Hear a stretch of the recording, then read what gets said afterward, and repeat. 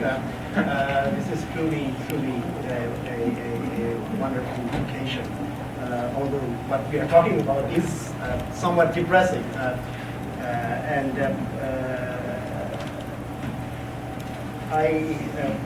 First of all, I want, you may have already forgotten this, but Arthur mentioned the great song by Billie Holiday, Strange Fruits. I think if you haven't heard it, has anybody heard it yet? Song? You have, some of you. Okay, you may have your own collection. The ones who haven't, I'll be happy to lend you my own collection if you promise to return it. It also has the great piece by Dizzy Gillespie and Charlie Parker, where Salt Peanuts and many other really great jazz pieces, especially the bebop or the bebop. But culture is not new. Howard Zinn, there's a great documentary about him, and I think a book that accompanied it. The documentary is called "You Can't Be Neutral on a Moving Train." It's a wonderfully dialectical title, and it's a wonderful documentary. Since most people attending here are white, I think especially for white people, it's a very good thing to watch, especially to learn that you can be empathetic and you can have solidarity in a real sense, as Howard Zinn and people like him all through their lives have done and others are doing. So it's a false barrier when people essentialize a racial thing. Politically, it's actually quite dangerous, I think, on both sides. Because on the other side, too, you can have a kind of narrow black or ethnic nationalism that isolates the oppressed from other groups and also ignores the more subtle, finer, but very real distinctions among racially or ethnically defined groupings. But we don't have time for a long political discussion on those. I'll be very happy to deal with some of this for question and answer. Some of you probably actually know that my first profession was film, theater, and music. And again, to underline the fact that there is no real barrier between politics and art, I actually managed to earn quite a bit of money as a teenager and supported the political party that I was part of, as many other people in the culture industry did. And that also should give us to the idea that we are talking about an industry here, especially in postmodern time. Everything has been commodified, and Tarantino, to his credit, actually knows that what he is really producing is a commodity. He is not a naive kind of filmmaker, although some critics would like to call him an auteur. That's the kind of snobbish film crit term for great directors, and the very idea that somebody should import a French word from a French movement of the 1960s to glorify people here actually tells you that the mainstream American cultural icons and critics are still very much part of the same kind of inferiority complex with respect to Europe, white Europe, that they had felt all along. Even as people like Daniel Webster tried to make American spelling more in accordance with Latin spellings and make American language into a different or distinct branch of English, and largely succeeded. And people like Mark Twain actually did it in a hugely original way, for which I, for one, am very grateful. But coming back to films, the fact that we are all commodities, in case you didn't know that, you're trying to be commodities, you are trying to increase the value of your labor power by going to school, so that you can sell your labor power at a higher price than you might have gotten, when you got out of high school. So you can pay back your debt. So you can pay back your debt too. There's another aspect. That's in the capital market. Anyway, I'm still a part-time economist, but I think the question of what kind of resistance is possible through a commodified culture today is a very, very important thing. Among other virtues of this film, it actually poses that. And I will also talk a little bit about the music in this film. I think that Art started with a song, and I think but before we go really further, I want to read you a few pages from a book by Frederick Jameson. I don't know if anybody has read anything by Jameson here. He is a professor in cultural studies at Duke, and probably is the most intelligent and incisive cultural studies scholar today. This book is called The Geopolitical Aesthetic. Subtitle is Cinema and Space in the World System. And he actually has some very interesting things to say about our crisis today.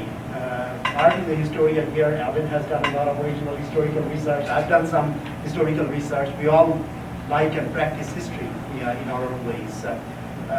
Jameson, in his 1981 book on the political unconscious, actually identifies the problem really well. He says that in slogan form, that whenever we look at society, we should always historicize.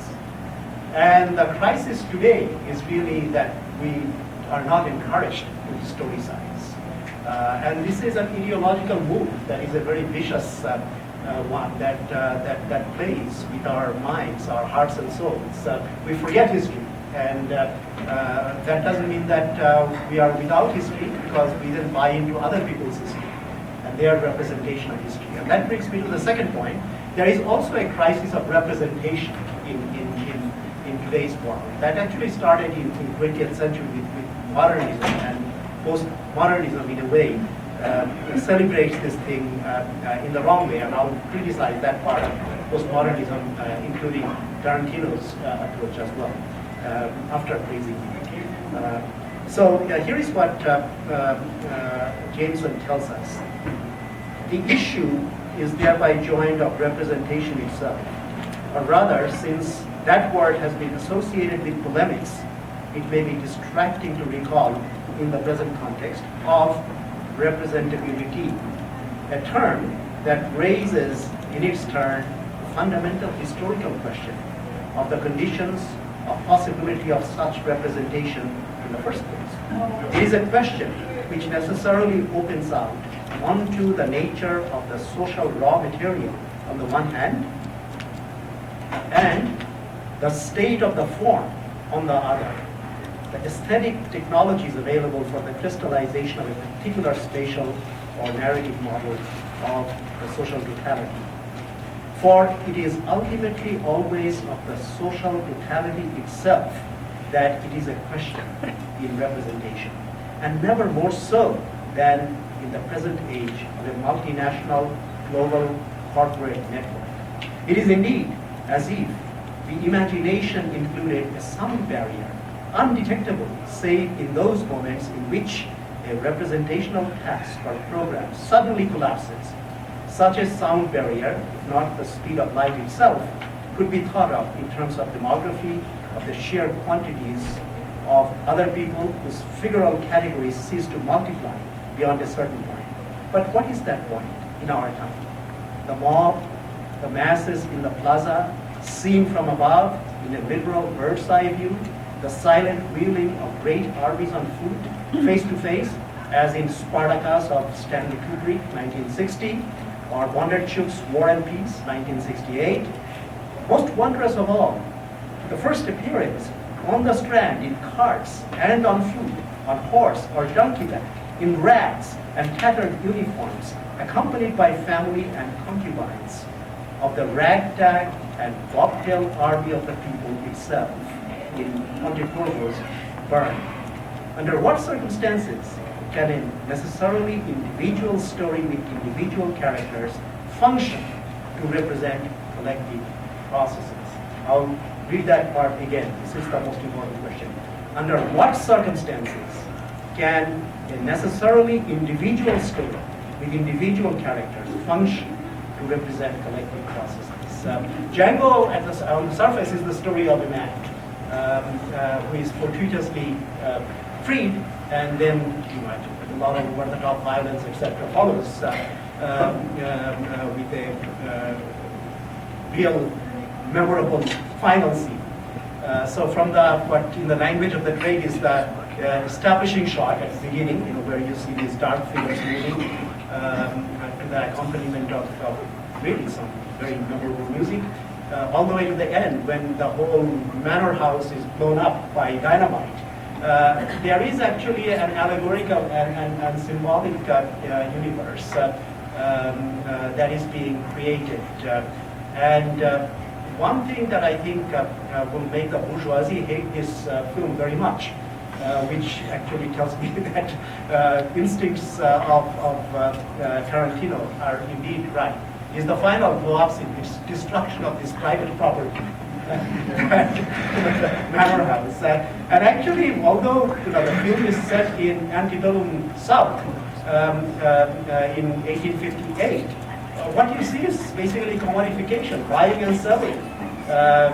Getting $500 worth out of this slave in that scene, or selling a woman for $12,000 rather than a lower price, in which Stephen actually helps his boss.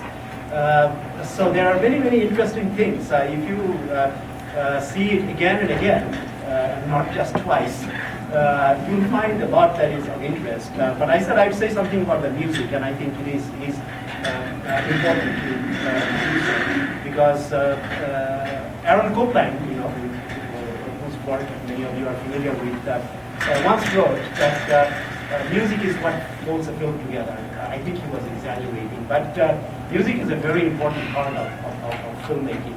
And without good music, you can even think of something like Battleship Potemkin, the great Odessa Steps scene from Battleship Potemkin. Try listening to it without music and then with music, and you'll see the difference. That is the greatest film, I think, that was ever made by anyone on this planet. And probably is not likely to be equal in the near future. But there is a phrase that I wanted also to mention that was introduced by Frantz Fanon, who was a psychiatrist, by the way, as well as a legal activist. He talks about transgenerational trauma, that people who are traumatized, victims of colonialism, victims of slavery, are not traumatized just themselves, but this continues through generations. Women were victims. It doesn't end with their lives, it actually goes on. And this is something that is very important, and once again, historicity is very important because of that, because we have to have our memory in the right way. If we don't have that memory, if we lose that memory, then we lose that pain also. And we pretend that it doesn't exist, but that's not true. It doesn't. It still exists. There is something called the real, by the way, because we are on the subject of psychoanalysis. Jacques Lacan introduces the distinction between what he calls imaginary and what is called real. And in between there is something called symbolic, which is what we are doing right now. This real cannot be completely characterized, but it breaks through, especially in times of great stress and pain. So it's very important to remember our collective pain. And once again, if a film, which is an individualized narrative at several levels, is not only that, it actually bears the imprint of collective memory. It bears the imprint of transgenerational trauma. And the music of Django is really great. The 100 Black Coffins I have to write down because there are so many of them. There's Rick Ross, who is a controversial rapper, as you know, but he did a great job with this song, which actually is part of the score when they are going into that farm, Candyland, as well as Nicaragua. That's the other song there, and that should be very suggestive. And who did that to you? John Legend, original. And of course, he is also doing this kind of post-genre film as he himself told in a press conference, he's paying homage to spaghetti western, especially Sergio Corbucci. I grew up on films like Corbucci and Leone and those spaghetti westerns, and also what is called macaroni combat films, which he imitates in his other great film, Inglorious Busters, 2009 film, which I think is in many ways a better film in some respects than Django technically, as is Pulp Fiction, but Django is much more important really. And the snow scene where he's paying tribute to another of Corbucci's films, The Grand Silence, which was actually depicting the snowy landscape in Bhutan. So there are lots of those references in this film with music to go with it, and that is just so tremendous.